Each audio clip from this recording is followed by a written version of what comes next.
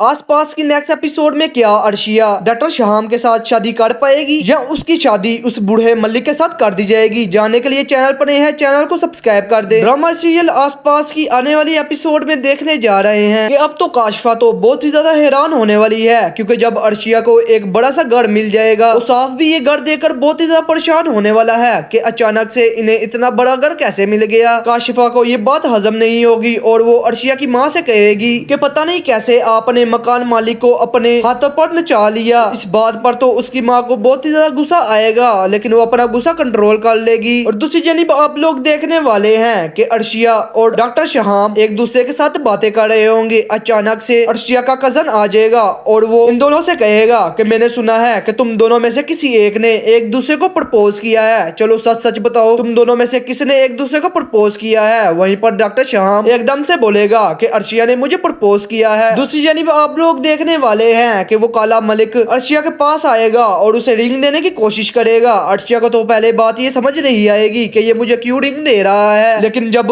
वो बूढ़ा मलिक उसका हाथ पकड़ेगा तो अर्शिया को बहुत ही ज्यादा गुस्सा आएगा और वो सबके सामने उस बूढ़े मलिक के मुंह के ऊपर चमाट मार देगी। उस बूढ़े मलिक को तो बहुत ही ज्यादा गुस्सा आएगा, लेकिन जब इस बात का इल्म डॉक्टर शहाम को होगा तो वो उस बूढ़े मलिक को बिल्कुल भी नहीं छोड़ने वाला। मजीद अपडेट्स के लिए चैनल को सब्सक्राइब करना ना भूले।